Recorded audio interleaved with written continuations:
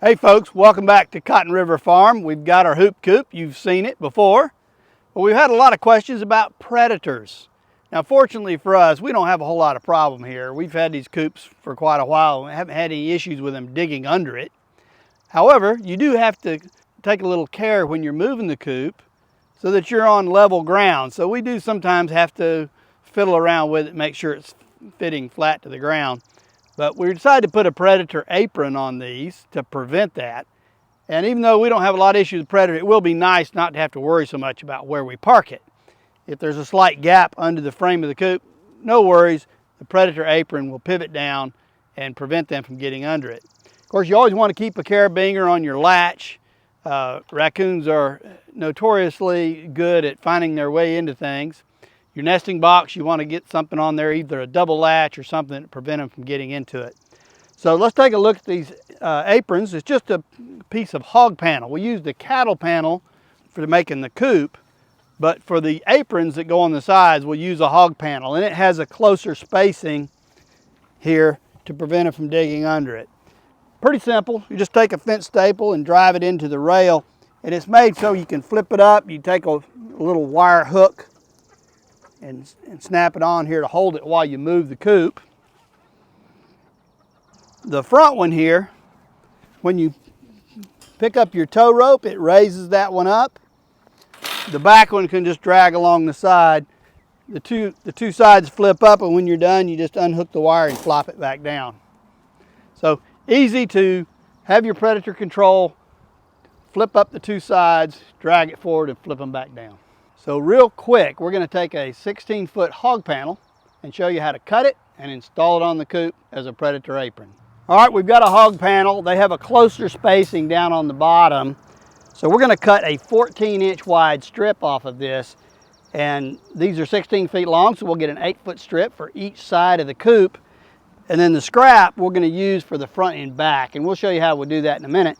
But for starters, we just take this hog panel and we cut right here at 14 inches.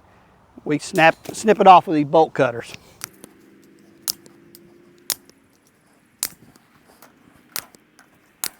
All right, that gives us our 16-foot length, 14 inches wide. Now we just cut it 8 foot in the middle.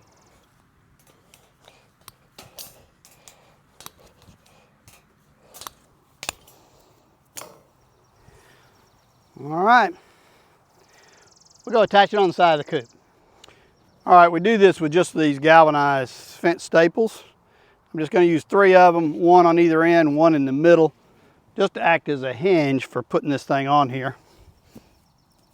So just flip it up.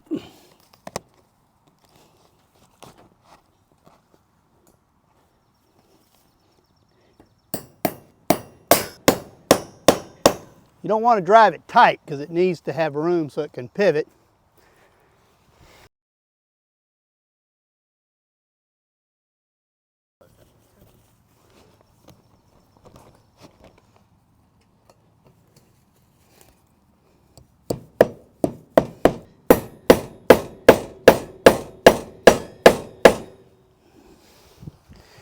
Go bend center here.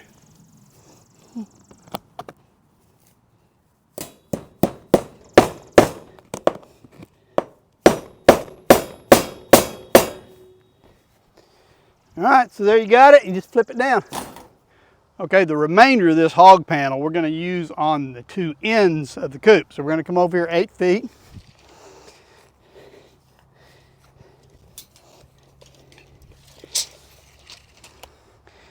And it's got a bar that's right in the center. So in order to make this work, we need a little bit shorter than 8 feet because it's the true width of the coop is 8 feet. So we're going to cut on either side of this center bar.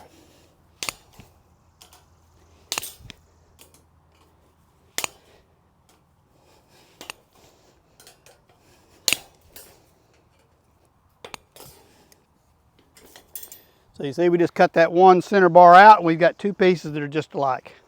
All right, since this is going on the ends and our sides or skids of the coop run out longer, both for the tow rope and for the wheel hookup on the other end, this wire panel predator skirt has to be shorter. So a 2-inch gap is fine. So we're going to make this 7 foot 8 inches overall for these two that go on the ends. That'll leave a 2-inch crack from the last wire to the edge of that skid. You'll see that when we install it on there. So we've got these wires where we cut it off. So we got to bend these over. And it's pretty heavy gauge wire. It's a little hard to bend. So I'm going to show you how I do it. There's other ways I'm sure of doing it, but this is the way I did it. All right, we take this pair of vice grips. We want to clamp them right on the end here. I want to clamp those really tight on there. You want one of them going down. The other one you want going up. You want to back off of it, about 3/8 or a half or so to allow for the radius of the bend.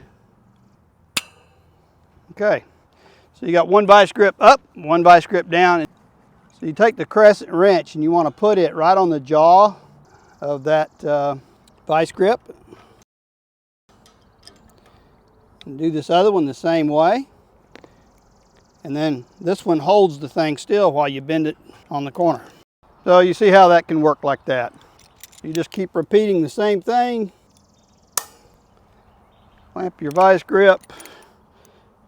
Back off 3/8 or a half an inch.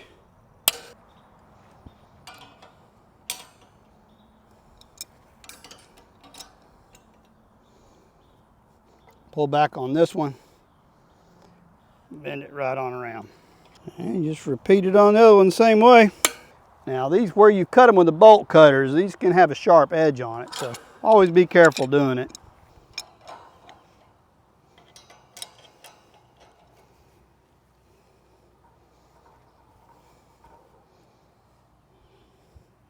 All right, now we need to have this wire turned back for our hinge or pivot. So we're going to do that in 3 places, one on each end and another in the middle. And that's where our staple will hold it on. The rest of them we're just going to bend in so that they're out of the way. All right, so on this one we're just going to come out here. We're going to mark this at 2 1/4 inches. On this end, also on this end, and then right in the middle here.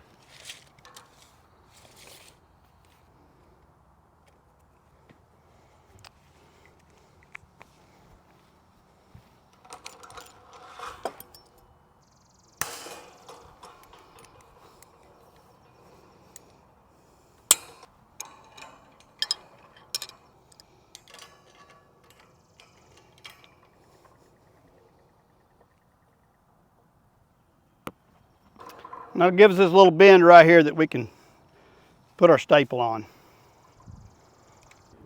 All right, that gives us 3 attachment points. The rest of these, we just want to bend them out of the way. So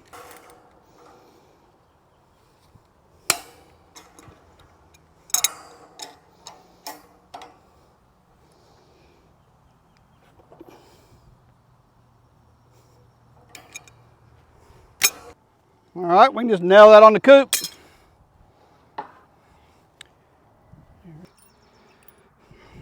All right, we got these galvanized fence staples, and these things are notoriously difficult to drive because they're just nipped off.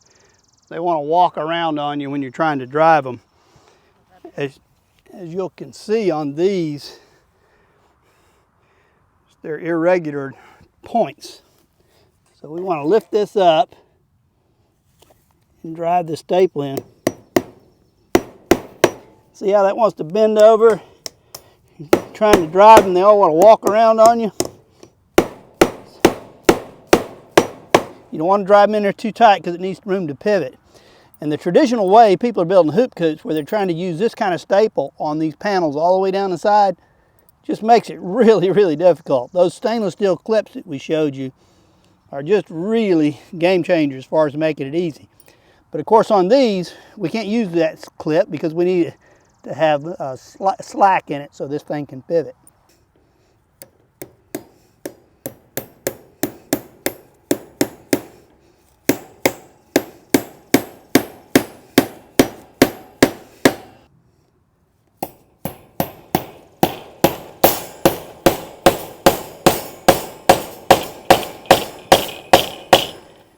Leave a little slack so it has room to pivot. All right, we got our Predator apron on there, and you'll see how it pivots up. And with our tow rope here, when we go to pull the coop, it automatically lifts it up out of the way. The one on the other end, generally you just let it lay. It'll just drag along on top of the ground. All right, we're gonna flip this Predator apron up. We need a little wire hook to hold it up while we move it. So I'm just gonna wire it through here and then put a hook on it so we can hook it over there and hold it up.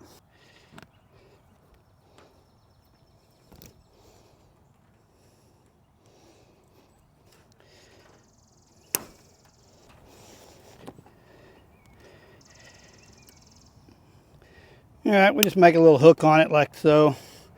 Nothing fancy, just something just keep it from falling back down while we move it. Okay. So our Predator apron is all on the coop. We're ready to move it, and I'm going to show you how. First, we lift up these panels, put our little hook on the side, lift up our wheel,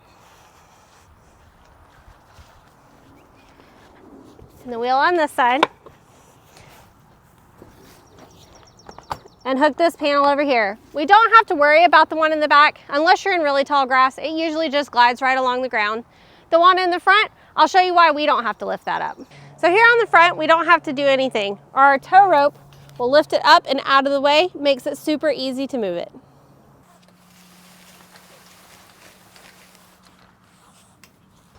So we've moved our hoop coop. Now all we have to do are lower these panels on the side and take care of our wheels.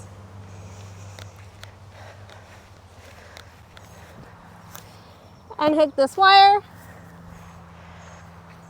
lower the wheels down, and there we have it. You've moved the hoop coop easily, and we've got our Predator apron that will keep our chickens safe from any predator digging.